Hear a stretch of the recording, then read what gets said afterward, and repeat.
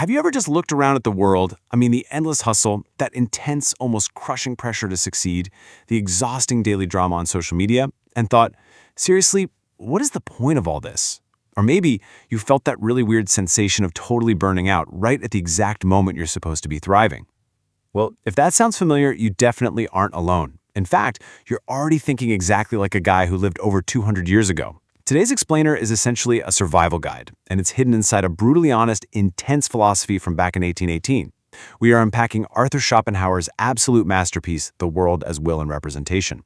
We're going to decode the hidden architecture of reality, and way more importantly, figure out how we can actually find a little bit of peace in all this noise. Okay, let's dive into this, because there is a fundamental question here that cuts right to the absolute core of the human ego. Why do we constantly get bored with exactly what we want? Just think about the last time you wanted something incredibly badly. Maybe it was a brand new phone, a big promotion at work, or maybe a specific relationship. You obsessed over it, right? But what actually happened the moment you finally got it? After a super brief flash of joy, you probably just felt bored, kind of empty. And then, almost immediately, you started looking around for the very next thing to want.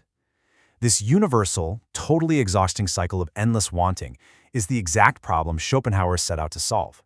But to do it, he first has to completely shatter how you and I view the world. He kicks off his book with this radical, floor-dropping claim: the world is my representation. Now, with just those 5 words, Schopenhauer is telling you something completely mind-bending. Are you ready for it? You have never actually touched, seen, or tasted the real physical world. Not even once. Everything you are experiencing right now, the screen you're looking at, the chair you're sitting in, the sound of my voice, is entirely a projection happening exclusively inside your head. To really wrap our heads around this, we need to think about the human brain like a highly advanced VR headset. When you play a state-of-the-art virtual reality game, you might see these massive, beautiful mountains and hear the howling wind. But come on, is there actual wind blowing through your living room? Of course not. The headset is simply taking chaotic, invisible digital code and translating it into a reality that your brain can actually comprehend. According to Schopenhauer, the physical world out there is exactly like that. It's just raw, chaotic data. Your brain is the headset generating the simulation. And your brain pulls off this amazing translation using 3 built-in background programs: space, time, and causality. Think about it. Your brain arranges things so they look close or far away. It sequences events neatly into past, present, and future, and it connects things together through cause and effect. But Schopenhauer argues that these aren't physical properties of the actual universe itself. They are literally just the mental software of our minds. Without these 3 specific filters running, the world as we perceive it instantly vanishes. Poof, gone. Because our brains are constantly running this software, we are bound by what Schopenhauer calls the principle of sufficient reason.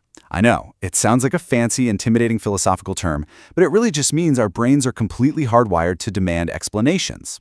We constantly run this program to make sense of everything around us. It's how we understand the physics of a moving car, how we solve complex math, and even how we figure out human behavior, like trying to piece together why your friend is suddenly mad at you. We navigate our entire lives by seeing everything as separate, individual things interacting with each other. But while this mental software is absolutely amazing for survival, it definitely stops you from casually walking out into moving traffic, it leaves us with a massive, frankly terrifying mystery. If this everyday world is just a representation, just a simulation created by the VR headset of our brain, what is actually under the hood when we take the headset off? What is the universe really made of? Well, brace yourself, because Schopenhauer says it's a cosmic monster. Now, what's really interesting about this slide is exactly how Schopenhauer finds the answer to this massive mystery. He realizes pretty quickly that we can't figure out the actual universe by just studying rocks or stars, right? Because those are just more representations. They're inside the VR game. But there is a backdoor key, and it's your own body. See, you don't just observe your body from the outside, you experience it from the inside. When you want to move your arm, you don't send a conscious electrical signal and then watch it happen. You just will it to move, and it moves. The inner desire, which he calls the will, and the outer physical movement are the exact same thing, just experienced in 2 different ways. When we map this out, we can see Schopenhauer's truly breathtaking leap. He realizes that this will isn't just something inside humans, it is the inner essence of absolutely everything. But here's the kicker. It's not a smart, planning, conscious mind. It is a blind, hungry, totally mindless cosmic energy that drives the entire universe. In physics, it's the blind pull of gravity and magnetism. In biology, it's the fierce, unstoppable drive for a plant to grow or an animal to reproduce. And in us humans, it manifests as our endless ambition, our deep fears, and our hunger for love and status. We are literally just tiny bubbles floating on a raging cosmic river of will. And, well, here is where things get a bit dark. Because the will is just one giant blind force, but it's split up into billions of individual life forms within our simulation, it is constantly at war with itself. To survive, one form of the will has to consume another form. Schopenhauer points to the ultimate cosmic absurdity of evolution to prove this. Just look at the giant anteater of South America. It evolved this massive, specialized snout, perfectly designed to tear open termite mounds and eat thousands of insects a day. Meanwhile, those insects evolved simply to be eaten by it. The will is a tragedy. It's a monster constantly devouring its own limbs just to keep the game going. Okay, if you're feeling a little bit exhausted by the idea of a blind cosmic monster forcing us to constantly struggle and fight, take a deep breath. Schopenhauer actually offers us an escape hatch. There are moments, think of them like glitches in the Matrix, where we can temporarily turn off the VR headset, quiet the monster down, and finally find some real peace. And the absolute most accessible escape hatch we have? It's art. Think about the huge difference between these two states of mind. Normally, your brain is just a calculating survival machine. You look at things strictly for their utility. Can I eat this? Will this help me get ahead? Is posting this going to get me likes? That state keeps you totally trapped in anxiety. But in the aesthetic state, say when you're standing there completely mesmerized by a stunning sunset or staring at a masterpiece painting, your ego actually fades away. You completely stop calculating. For a brief, incredibly beautiful window, you become a pure subject of knowledge, simply absorbing the universal essence of the moment. The endless hamster wheel of desire just stops. So, the crucial point is that while painting and poetry are undeniably great, Schopenhauer firmly believed that music is vastly superior to all of them. It's basically the ultimate cheat code. Why? Because unlike a painting that copies a physical tree or a sculpture that copies a human body, music doesn't copy physical objects at all. Instrumental music bypasses the simulation completely. It is a direct, therapeutic copy of the will itself. It takes the heavy gravity, the brutal struggles of life, and all the soaring emotions of humanity, and it strips away the pain, converting the raw energy of the universe into pure, beautiful sound. But of course, the song eventually ends. We walk out of the museum, we take out our headphones, and boom, we are dropped right back into the relentless grind of daily reality. Schopenhauer warns us that once that aesthetic glitch is over, we return to a world where suffering isn't just a random accident or a run of bad luck. No, it is the fundamental, inescapable design of life's operating system. He maps out this operating system as a relentless treadmill, or a pendulum, just swinging endlessly back and forth. Step 1 is pain. Wanting something you don't have, feeling empty, stressed, and lacking. Step 2 is boredom. You work super hard, you finally get the thing, and you adapt to it instantly. The thrill just vanishes.